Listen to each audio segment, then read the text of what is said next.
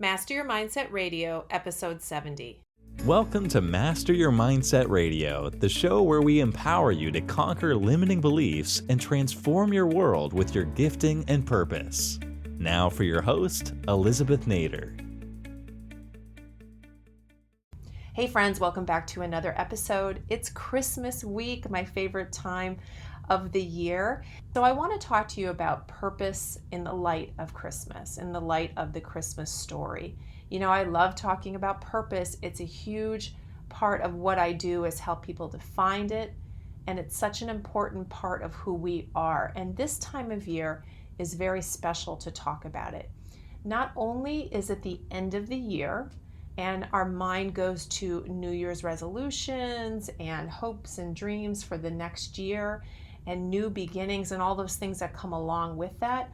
But actually, the story of Christmas is really one that can remind us of the importance of purpose in our life. And I hope after you listen to this that you will always remember it at this time of the year. And it's a story that reminds us that each of us were created on purpose for a purpose. And of course, Christmas is the story of the birth of Jesus. And if we look at the life of Jesus, it will show us why purpose is so important. Now, the life of Jesus is well documented outside of the Bible, even by other historians. Josephus, the famous Jewish historian, and others have written and documented many events in the life of Jesus. So it's undisputed that he lived. It's undisputed that he had a major impact on this world.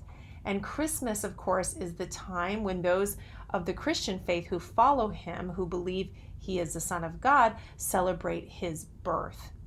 So whether you are a follower of his or not, we definitely can learn a lot from his life on earth as it relates to purpose. It was most definitely a life focused on purpose. So first of all, what is purpose? Let's back up into that. And if you look at the dictionary definition of purpose, it is the reason for which something is done or created or for which something exists. Now, one of my favorite books was written by the late Dr. Miles Monroe. Dr. Miles Monroe. He wrote the book In Pursuit of Purpose, and it's a great, great book. I really recommend it. But he says so much in that book. I've got it all marked up and highlighted. I mean, it's a great book, but let me give you a few of his quotes about purpose. He says, "Purpose is the key to life. Without purpose, life has no meaning. Until purpose is discovered, existence has no meaning." He talks about purpose as the original intent in the mind of the creator that motivated him to create a particular item. It is the why that explains the reason for existence. You are designed for your purpose. You are perfect for your purpose. You are the way you are because of why you are. So this is such a great book. Those are only a sampling of amazing quotes, and I really encourage you to get a copy of it. But with the understanding of purpose in that way, it would seem that everybody would want to find it, or everybody could find it, or that it's easy to do, or just, you know, such an integral part of our daily lives, right? That it's always in the forefront of our minds. But unfortunately, that's not necessarily true. There is something about discovering purpose, finding purpose, pursuing purpose, that can require us often to fight for it, to wait for it, and we don't always understand it fully. So it isn't always an easy thing for us. As a result, we can have a lot of excuses, I think, for why we don't know our purpose or can't fulfill our purpose. And those can range from, you know, being born into the wrong family, disadvantages that we have from a financial standpoint, a relationship standpoint, in terms of a location where we are, our circumstances that we think are negative, our education, lack of education, the wrong education, the training that we don't have, timing, it's too early, it's too late, I don't have the right network of friends, I don't have the right people around me. So many reasons and excuses we can have for not finding our purpose, pursuing our purpose, or fulfilling our purpose. So, what does the life of Jesus, and of course we, celebrate his birth at Christmas, but the entire life of Jesus, what does it tell us about purpose? What does it show us about that? Let's examine a few details about his life related to what purpose can mean to us. First of all, one of the things it shows us is you don't have to be born into or experience the best circumstances. He wasn't. He was born into a very poor family.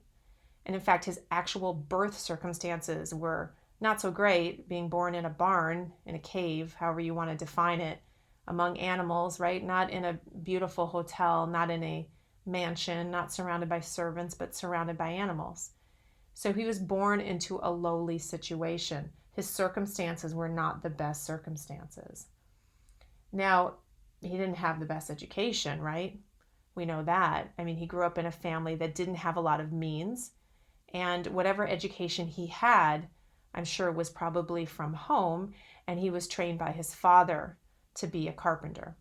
Well, actually, let me give you an asterisk there, because if you look at the actual definition from the Greek, it's tekton, which is not carpenter, it's mason.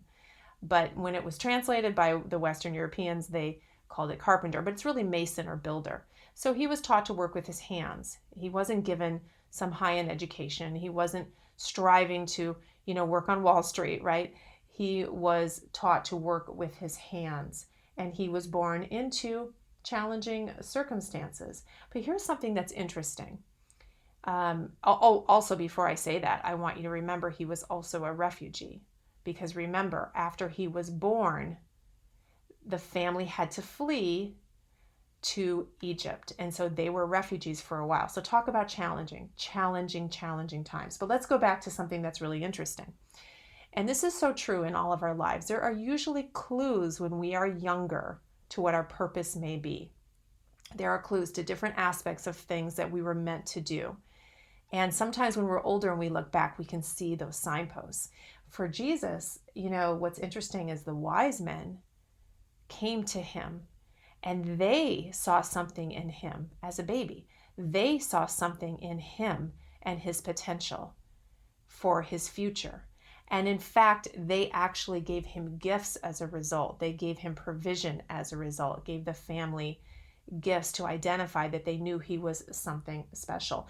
When he was 12, the family was in Jerusalem for Passover, and they left. And I guess the next day on the caravan back to Nazareth, they realized that he was missing. Now, this always cracked me up because I'm thinking, how do you not know where your 12-year-old is for an entire day? But they must have been with a big group of people, and who knows. But nobody seemed to ask where he was until the next day, and he was missing. So they panicked, I assume, and ran back to Jerusalem and found him in the synagogue. Sitting with the rabbis talking about Scripture, listening and talking about Scripture.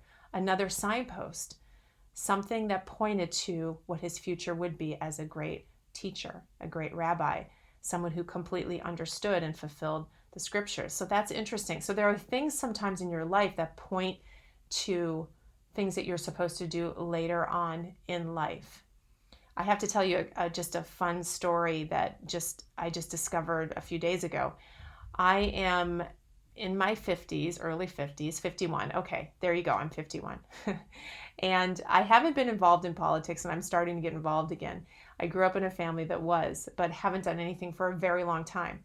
And all of a sudden I find myself doing a lot. And I was going through some old boxes and I found a letter written to me by a U.S. congressman in 1974. I was 5 years old. And the letter was thanking me for my help with his campaign. Now, as I recall, I must have gone door knocking with my father, handed out brochures, or done something.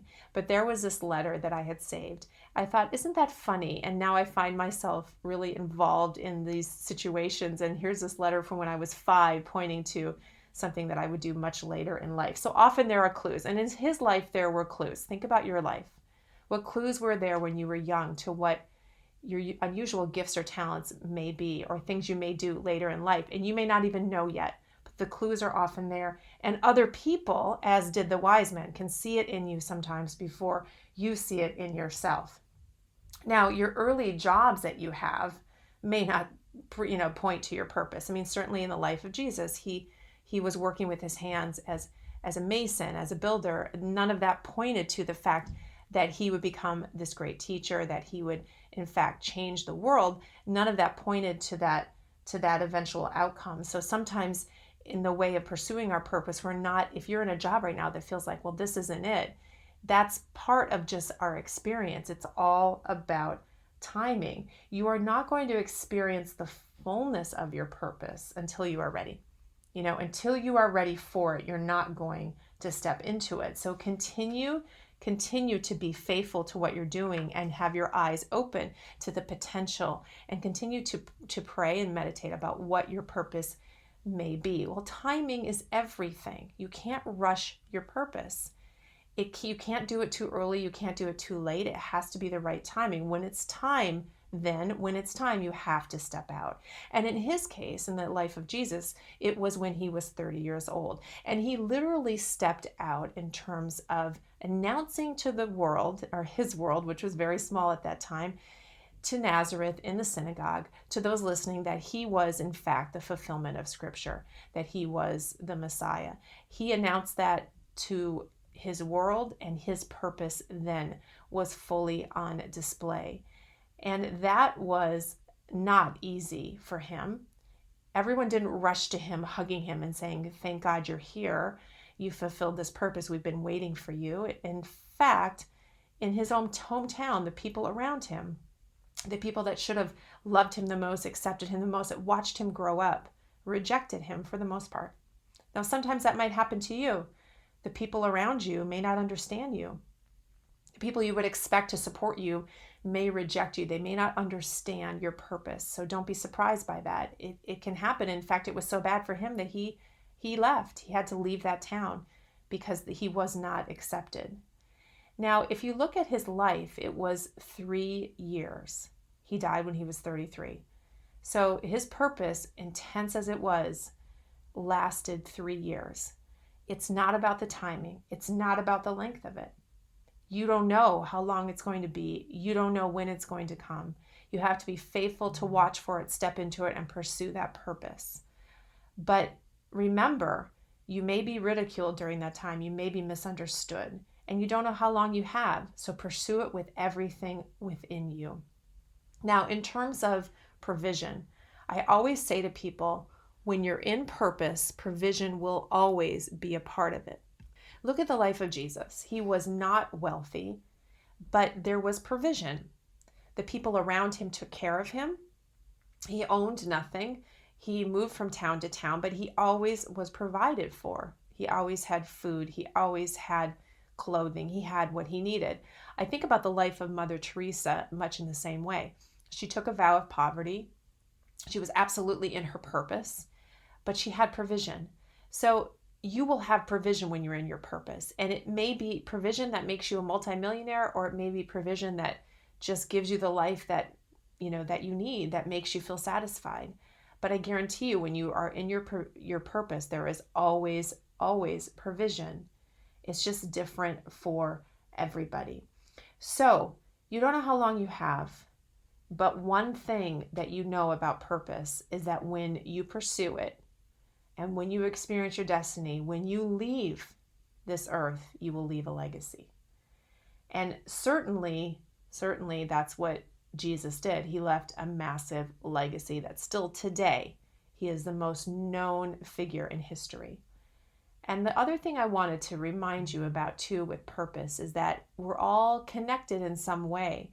And in the life of Jesus, he actually carried on and picked up the purpose of someone before him. So sometimes you're meant to carry on the purpose of someone that's gone before you. In his case, it was John the Baptist, his cousin, who was older, that went before him, preparing his way.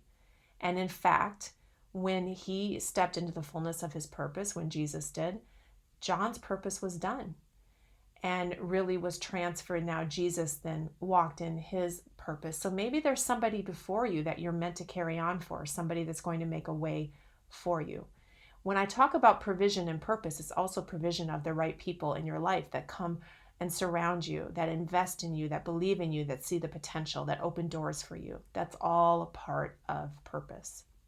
So I hope that you see the connections. I hope that you see and are inspired by the perfect example of purpose in the life of Jesus, and that you too can experience what you were created to do. But understand it's not always easy. Understand it doesn't always come in a perfect package that you recognize. In fact, it may be born out of difficult circumstances, and it may be something that you don't think you're ready for or you can achieve. And it may be something that somebody else has prepared the way for, and you may be ridiculed.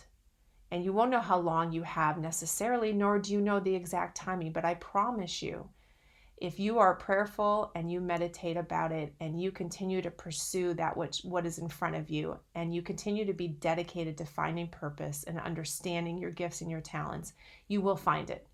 You will find it, you will experience it, and you will make a big difference in your world. And that is the best legacy that you can leave.